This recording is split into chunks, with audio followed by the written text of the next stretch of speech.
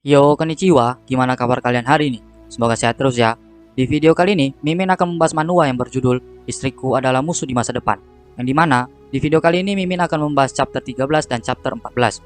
Bagi yang baru mampir, jangan lupa klik tombol subscribe, like, dan loncengnya agar channel ini dapat berkembang ke depannya. Mohon maaf jika ada kesalahan penyampaian kata di dalam video ini ataupun sebelumnya. Tanpa basa-basi lagi, langsung simak saja videonya. Moluso pun menghampiri Zojinyu dan memeluknya sembari berkata, "Hehe, kamu akan menetap di sini sepanjang malam, oke?" Mendengar perkataan Moluso, Zojinyu pun mendorong Moluso dan berkata, "Aku, Zojinyu, bukanlah pria murahan. Aku pria sejati tingkat atas. Bagaimana bisa aku mengambil keuntungan dari seseorang?" Malam harinya, Zojinyu pun menemani Moluso yang tampak sudah tertidur lelap. Zojinyu pun tampak tak bisa tidur dan berkata di dalam hati, "Nafsu dan hasrat adalah bagian dari manusia." Tiba-tiba, lonceng miliknya pun berbunyi. Zojinyu pun keluar dari kamar Moluso dengan ekspresi lelah. Burung biru pun segera menghampiri Zojinyu dan berkata, "Pendeta Agung, di sini, Pendeta Agung, gawat, ada kelompok yang mendatangi klan kami yang berada di tambang Kaldedoni. Jumlah mereka cukup besar, saya pikir mereka berasal dari gurun utara." Dengar perkataan burung biru, Zojinyu pun berkata, "Yah, baiklah, mari pergi melihatnya." Mendengar perkataan Zojinyu, burung biru itu pun kembali berkata, "Syukurlah, Pendeta Agung akan menanganinya sendiri." Zojinyu pun membawa sebuah topeng dan berkata, "Barbarian Utara, mereka benar-benar cari mati. Sepertinya mereka sudah lelah hidup." Di sisi lain, pada tambang Kalkedoni, tampak para prajurit bergerak ke arah tambang Kalkedoni sambil membawa kereta kuda. Di dalam kereta kuda tersebut terdapat dua orang gadis. Salah satu gadis berbaju merah muda berkata, "Master, aku tidak mengerti. Kenapa kita tidak mau menerima perintah dari seorang gadis muda? Apakah hanya karena statusnya?" Mendengar perkataan gadis tersebut, Yushi, sang jenderal besar pun bertanya, "Oh, jadi kau pikir dia tidak layak?" Mendengar perkataan Yushi, gadis itu pun berkata kembali, "Posisi pemimpin roh hanyalah untuk mereka yang mampu. Kualifikasi apa yang dia punya?" Mendengar itu, Yushi pun tertawa dan berkata, "Mereka yang mampu, kau mempunyai kesan yang menonjol untuk pemimpin roh baru kita." Mendengar perkataan Yushi, gadis itu pun kembali berkata, "Tentu saja, meskipun dia adalah putri dari pemimpin roh yang sebelumnya, garis keturunannya tidak murni. Kemurnian keturunan darah terlihat langsung pada kultivasi klan kita. Darahnya tidak murni dan dia tidak berbakat. Kenapa kita harus mendengarnya?" Mendengar perkataan gadis itu, Yushi pun menjawab, "Jadi, garis keturunan bisa menentukan segalanya ya? Aku sudah hidup selama 300 tahun, dan ini pertama kalinya aku mendengar itu. Sepertinya, kau tahu lebih banyak dari aku. Jadi posisi jenderal besar." Mendengar perkataan Yushi, gadis itu pun tampak terkejut dan berkata, "Maafkan aku, itu tidak sengaja keluar dari mulutku." Yushi pun kembali berkata, "Kau hanya tahu jika pemimpin roh kita saat ini bukanlah garis keturunan murni. Apa kau tahu insting garis keturunan pemimpin roh? Dia bisa menangani 7 sejati leluhur pertama di usianya sekarang. Terlebih lagi, kultivasinya lebih tinggi daripada yang lain. Dia sudah berada di alam dan sama sepertiku. Berapa umurmu? Dan berapa umurnya?" Ada juga beberapa anggota yang tidak setuju dan memilih melawannya. Lalu hasilnya, sekumpulan orang bodoh. Lalu, pemimpin roh kita tidak hanya mempunyai kultivasi, dia juga mempunyai gerbang naga. Kita akan membicarakannya nanti. Sepertinya, tikus kecil imut menghalangi jalan kita. Tampak, Zojinyu bersender pada sebuah batu yang berada di tengah jalan. Rombongan kereta kuda itu pun berhenti, dan gadis berbaju merah muda keluar dan berkata, "Siapa?" Mendengar perkataan gadis tersebut, Zojinyu pun menjawab, "Rute ini tidak dapat diakses. Tolong putar balik. Jika tidak, mereka tetap berasal dari klan yang sama, meskipun begitu." Lalu, Zojinyu pun berkata, "Bagaimanapun juga, klan penyihir adalah milikku. Jangan berpikir untuk mengambil alihnya, mereka dilindungi olehku." Mendengar perkataan itu, gadis tersebut pun tampak marah dan berkata, "Jadi, kau adalah orang bodoh dari klan penyihir. Kalau begitu, matilah." Gadis itu pun segera melompat sambil mengeluarkan senjatanya dan melemparkannya ke arah Zojinyu. Melihat serangan mendadak tersebut, Zojinyu pun segera menangkis senjata pisau tersebut dengan tangan kosongnya. Setelah menghindar serangan tersebut, Zojinyu pun berkata, "Jangan gegabah, aku sama sekali tidak ingin berlatih denganmu." Melihat Zojinyu dapat menghindari serangannya itu dengan mudah, gadis itu pun berkata, "Bagaimana bisa?" Setelah mengatakan itu, gadis itu pun tampak kesal dan segera menghilang. Lalu, tiba-tiba, muncul kembali tepat di hadapan Zojinyu, selalu memberikan serangan berupa tendangan ke arah Zojinyu dan berkata, "Apa kau meremehkanku?" Serangan gadis itu pun membuat tanah seketika menjadi retak, dan Zojinyu dapat menghindari serangan dari gadis tersebut. Sang gadis pun tampak terheran dengan berkata, "Di mana dia?" Mendengar perkataan sang gadis, Zojinyu berkata, "Aku ada di sini." Dengan cepat, Zojinyu pun langsung menangkap kaki gadis tersebut dan melemparnya tepat ke arah para klan rombongannya. Dengan sigap, Yushi pun menangkap gadis tersebut dan berkata, "Kau terlalu gegabah." Yushi pun berkata kepada Zojinyu, "Anak muda memang sangat tidak dewasa. Tolong maafkan kami." Dengan perkataan Yushi, Zojinyu berkata, "Jangan khawatir, jadi candaannya berakhir di sini." Zojinyu pun mengeluarkan pedang miliknya sambil berkata di dalam hati, "Jika terlalu lama, mereka yang berasal dari ibu kota akan tertarik dengan kami."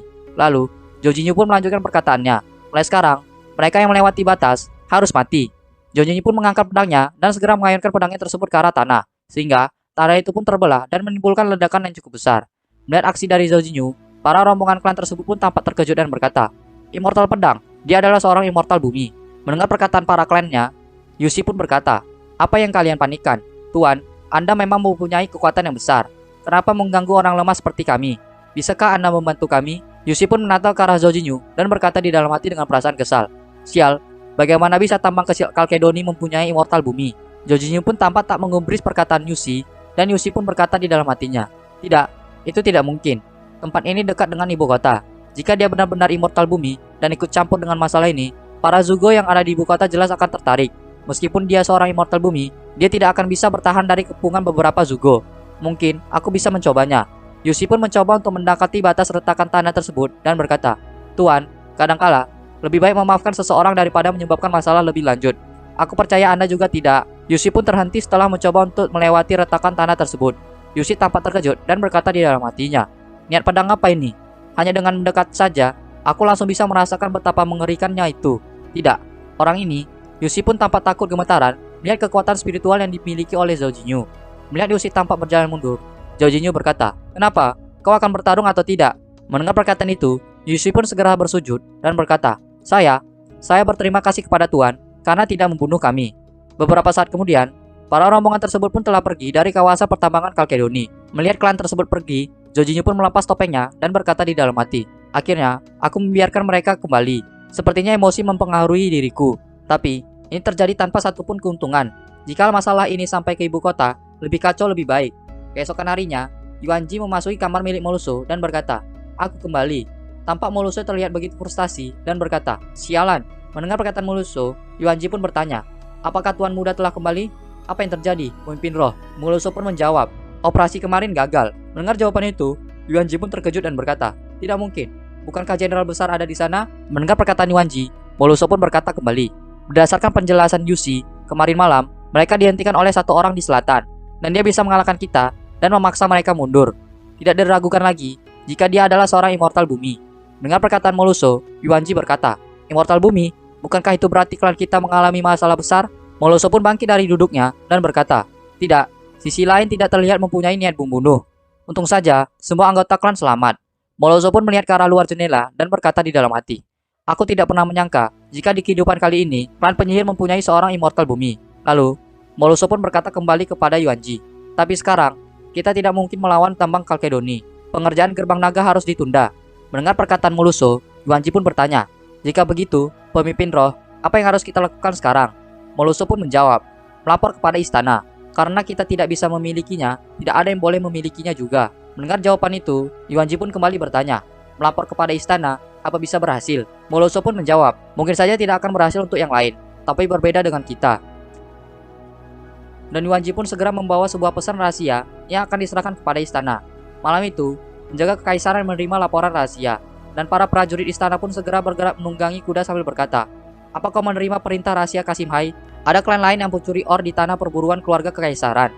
Jika kau menemukan siapapun, bunuh mereka di tempat." Tapi malam itu, mereka tidak bisa merasakan kehadiran klan asing. Keesokan harinya, tampak Zhou Jinyu dan burung biru sedang mengobrol. Burung biru pun melihat ke arah Zhou Jinyu dan bertanya, "Pendeta Agung, apa yang Anda lakukan?" Zhou Jinyu pun berjawab, "Apa kau tidak bisa melihatnya? Aku memurnikan pil." Mendengar jawaban itu, burung biru pun bertanya kembali, "Memurnikan dengan cara ini?" Zhou Jinyu pun menjawab, "Melakukannya dengan cara berbahaya. Mengerti? Pilnya selesai. Aku pikir ini gagal. Satukan pikiranmu. Oke, di samping itu, bukankah ini jamur berusia ribuan tahun yang diberikan ayah padaku?" Melihat pil yang berada di tangan Zhou Jinyu, burung biru pun tampak terkejut dan berkata, "Membuang-buang sumber daya hanya akan membuat Anda dihukum. Lebih baik jika Anda memberikan jamur berusia ribuan tahun itu kepada saya untuk berkultivasi." Mendengar perkataan burung biru, Zhou Jinyu bertanya, "Jadi ada apa?" Mendengar perkataan Zhou Jinyu, burung biru pun berkata, "Oh iya, begini." Burung biru itu pun menjelasi maksudnya kepada Zhou Jinyu. Mendengar penjelasan dari burung biru tersebut, Zhou Jinyu pun tampak syok dan berkata, "Hah? Tambangku digerebek penjaga kekaisaran. Tambang sebesar itu menghilang." Mendengar perkataan Zhou Jinyu, burung biru itu pun berkata di dalam hati, "Anda baru saja bilang jika aku harus tenang seperti timun, tapi Anda sama sekali tidak terlihat seperti itu." Lalu, Zhou Jinyu pun tampak berpikir dan berkata di dalam hati, "Sialan, yang melaporkannya pasti adalah Barbarian Utara yang kulupas kemarin." Jorginho pun kembali bertanya kepada burung biru. Jadi, berapa banyak kerugian kita kemarin? Burung biru pun menjawab, 0. Mendengar jawaban itu, Jorginho berkata, 0. Tidak mungkin. Penjaga kekaisaran berada di dalam kendali Jisinghe. Mendengar perkataan Jorginho, burung biru pun berkata, sekarang Anda menyebutkannya. Sebelum penggerebekan tadi malam, ada seorang barbarian utara yang datang sebagai informan.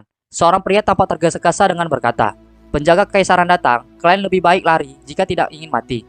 Mendengar perkataan burung biru, Jorginho pun tersenyum dan berkata, aku mengerti, karena aku melepaskan mereka, mereka juga tidak membiarkan kita rugi. Menarik. Mendengar perkataan Jorginho, burung biru berkata, kalau begitu, maksud pendeta agung?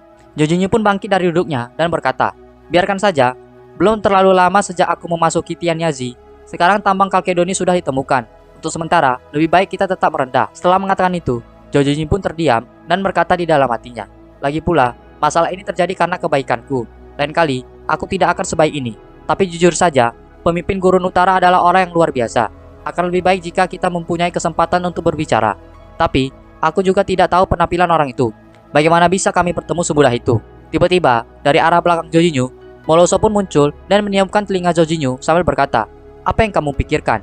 Nah, sampai di sini saja pembahasan di video kali ini. Sampai jumpa di video-video selanjutnya. And see you.